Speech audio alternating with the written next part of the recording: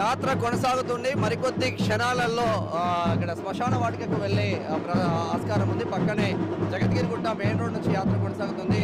కార్వాడ్ నుంచి రాజ్యాధికార పార్టీ తెలంగాణ రాజ్యాధికార పార్టీ నేతలు వచ్చిండ్రు.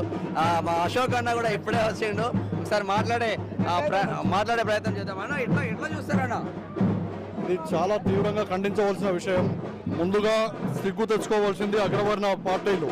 అగ్రవర్ణ పార్టీలు అంటే కనీసం ఇతను చనిపోయి సాయిశ్వరాచారి చనిపోయి 24 గంటలు గడిచినా కానీ ఇంతవరకు ఏ ఎమ్మెల్యే స్పందించడం లేదు. ఏ అగ్రవర్ణాల ఎంపీలు మినిస్టర్లు ఏ ఒక్కరు కూడా ఇక్కడ స్పందించడం లేదు. ఇలా ఈ బీసీల చావులు ఎంతవరకు జరగాలని చెప్పేసి ఈ గవర్నమెంట్ సూటిగా ప్రశ్నిస్తున్నాను నేను. ఇది ఎంతవరకు కరెక్ట్ అని చెప్పి మీరు అనుకుంటున్నారు? ఫోన్లు చేసినా మీరు ఫోన్లు కూడా లిఫ్ట్ చేయడం లేదు. నిన్న శవాన్ని ఇవ్వడానికి అక్కడ పెద్ద నాటక రంగంలా చేశారు. ఈరోజు మన పీన్మార్ మల్లన్న గారిని అక్కడ హౌస్ అరెస్ట్ చేసి ఇంకా చాలా పెద్ద నేరం చేస్తున్నారు మీరు. అంటే కనీసం శవయాత్ర కూడా మీరు మమ్మల్ని ప్రశాంతంగా చేసుకొని ఇవ్వకుండా మీరు ఏం సాధిద్దాం అనుకుంటున్నారు? కామారెడ్డి డిక్లరేషన్లో మీరు 42% బీసీలకు అని చెప్పి మీరు ఓట్లు తప్పుకొని ఈ రోజు సీట్లను ఎక్కి కూర్చొని మీరు ఏం చేద్దామని చెప్పేసి ఏం సాధిద్దామని చెప్పి అనుకుంటున్నారు మీరు? ఇది ఎంతవరకు కరెక్ట్ అని చెప్పేసి నేను ప్రతి పార్టీ వాళ్ళను, బీజేపీ వాళ్ళను కానీ, టీఆర్ఎస్ వాళ్ళను కానీ, కాంగ్రెస్ వాళ్ళని కానీ ప్రతి పార్టీని నేను ప్రశ్నిస్తున్నాను. మీరు ఎందుకు రావడం లేదు?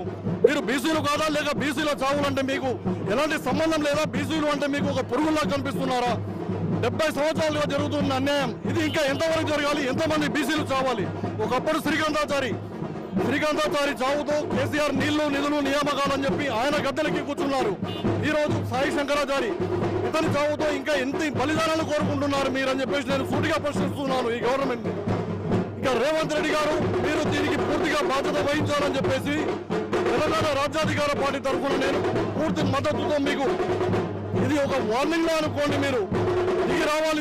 మీరు దిగి రాకపోతే మాత్రం ఢిల్లీ దాకా అయినా పోయి మేము చాలా అంటే చాలా ఇది ఇంకా ఇప్పుడు స్టార్టింగ్ మాత్రమే. ఇది ఇంకా బీసీలు మొత్తం రోడ్ల మీదకి రాలేదు.